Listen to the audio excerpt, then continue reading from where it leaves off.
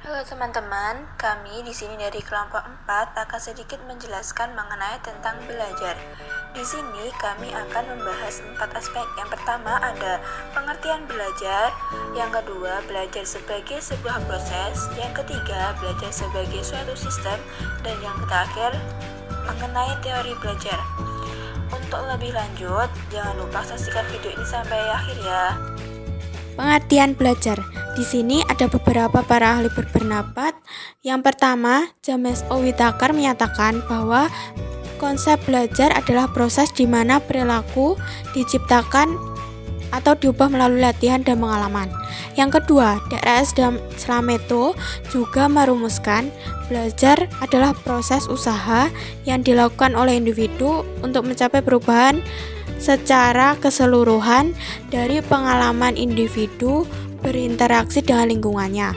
Yang ketiga, menurut Cronbach, definisinya adalah learning is now be a charger in behavior as a result of experience. Belajar suatu kegiatan yang ditujukan dengan perubahan tingkah laku sebagai hasil dari pengalaman. Yang keempat, menurut W.S. Winkel, belajar adalah kegiatan mental atau psikologis yang menghasilkan perubahan tertentu baik dalam berpikir maupun perilaku dengan diwujudkan interaksi aktif setiap individu dengan lingkungannya. Yang terakhir, menurut Margon, belajar adalah upaya sadar untuk memperoleh keterampilan baru yang berbeda untuk menghasilkan perubahan perilaku berdasarkan pengalaman dan pelatihan. Dari beberapa pendapat para ahli di atas dapat disimpulkan belajar adalah perubahan yang relatif permanen dalam perilaku atau potensi sebagai hasil dari pengalaman atau latihan yang diperkuat. Yang kedua, mengenai belajar sebagai sebuah proses. Di sini, belajar sebagai sebuah proses mencakup 3, yaitu perilaku kognitif, perilaku afektif, dan juga psikomotorik. Yang pertama, perilaku kognitif adalah kemampuan yang mencakup kegiatan mental untuk mengembangkan kemampuan rasional atau akal.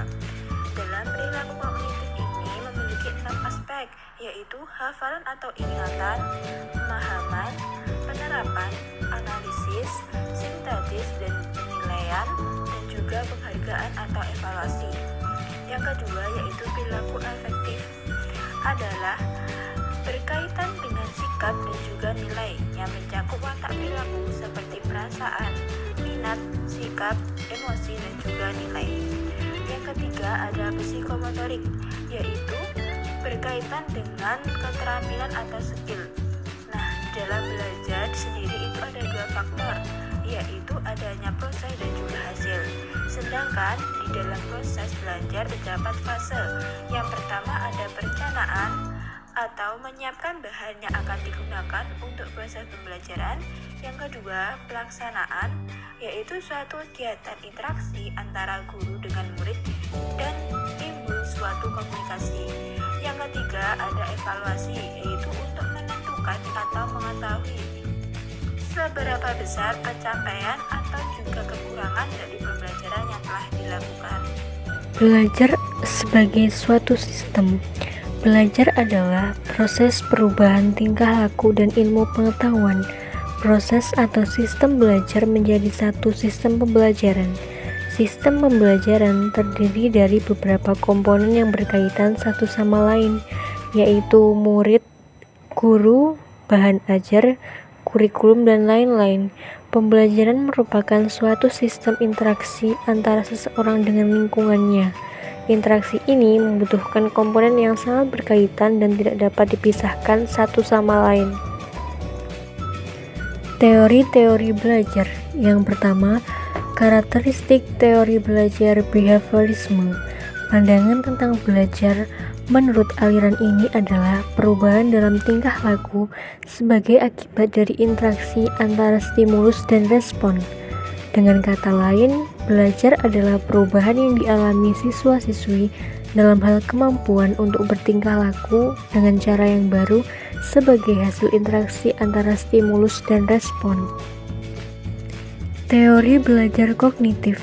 Teori ini fokus pada bagaimana dapat mengembangkan fungsi kognitif individu agar mereka dapat belajar dengan maksimal. Peran guru menurut teori ini adalah bagaimana dapat mengembangkan potensi kognitif yang ada pada setiap peserta didik. Dengan demikian, para ahli teori belajar kognitif menyimpulkan bahwa selalu ada faktor utama yang mempengaruhi keberhasilan proses pembelajaran di kelas. Faktor kognitif merupakan jendela bagi masuknya berbagai pengetahuan yang diperoleh peserta didik melalui kegiatan belajar mandiri maupun belajar kelompok. Selanjutnya, teori belajar humanistik. Teori ini berpendapat bahwa proses belajar harus bermula dan berakhir pada manusia itu sendiri. Teori ini sangat menekankan pentingnya isi dan proses belajar. Dalam kata lain, teori ini lebih tertarik pada belajar dalam bentuk yang paling ideal daripada belajar seperti apa adanya, seperti apa yang kita amati setiap harinya. Sekian materi singkat dari kami, semoga bermanfaat bagi teman-teman semuanya.